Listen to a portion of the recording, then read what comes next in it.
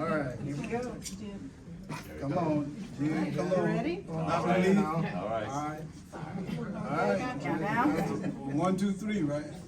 All right, 1, 2. Everybody say Hillandale.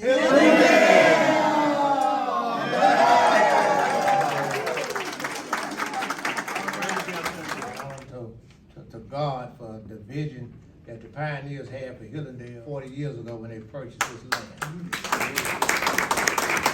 In 2001, when I became a member of the CAB board and we had started developing Hillandale, I seen the vision that they had.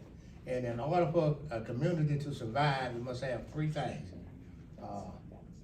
Economic growth, a place for economics, and in this hospital, we have 700 plus employees, so that brings back a lot of money into the community.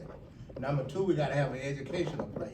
We have a fantastic education system here in DeKalb County, and also, we do a lot of educating here in the community for Hillandale. And last but not least, we must have a place where people can get healthy. And this investment of $12 million is making this community, the family members that are ill, to stay right here in the community to be served, not to go outside of the community. So that means that economic growth will grow right here in the community. And I thank the CEO, Michael Thurman, and all the board of commissioners, and all those who played a great part of making this happen. And last but not least, I want to thank the Hillandale staff. You all have been from the security guards to the maids to the doctors, whatever part you do, no matter how small it is, everybody plays an important part of this hospital. And I love it. I'm glad to just be a part of it. I don't want to prolong the time, so at this time, I want to introduce my good friend, personal friend for more than 30 years, the CEO of Michael Thurman. Thank you. First of all, let me thank this amazing visionary leader, my friend, my mentor, Dr. Greg Levitt, for just being who you are and loving this CAB and loving people in general.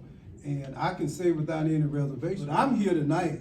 This expansion and enhancement occurred primarily because one man saw the need and reached out and said, Mike, meet me at Hillandale. And I mean, that's how it happened. And with not a lot of explanation.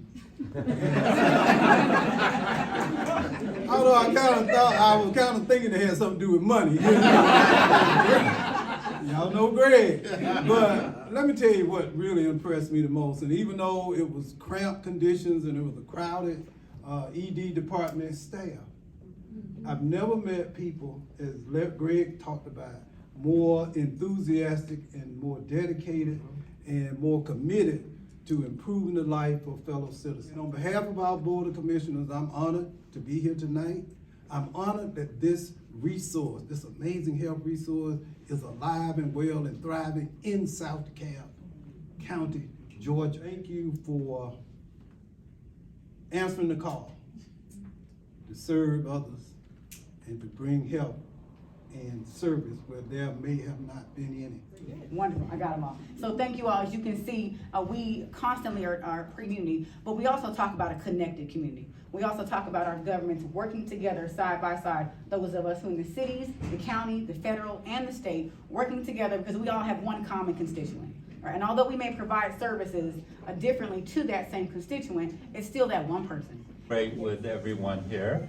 I too, on behalf of Emory Healthcare, want to thank CEO Thurman, the county, the Board of Commissioners, as well as Mr. Greg Levitt. I mean, to me, this is really a prime example of what can happen when local government and the citizens and the community, as well as organizations like us, work together to produce something like this. A $12 million investment in this day and age is really substantial, and hopefully you're very proud of what's been achieved here.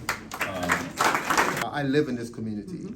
I live 8 minutes away from here, and I will come here, not by choice, because they will bring me here if something goes wrong. So since I'm here and in a leadership position, it behooves me to make sure that we have a facility that can care for myself and my family. That's right.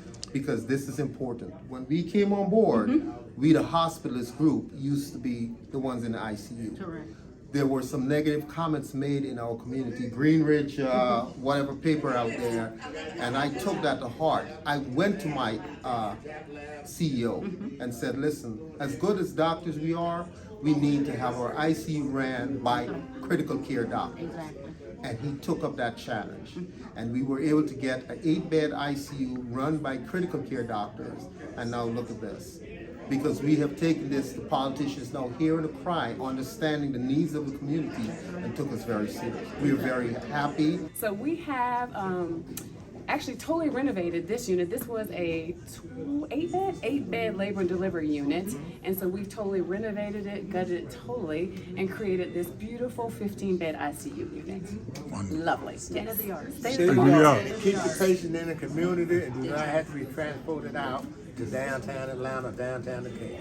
Stay right in the community to be served.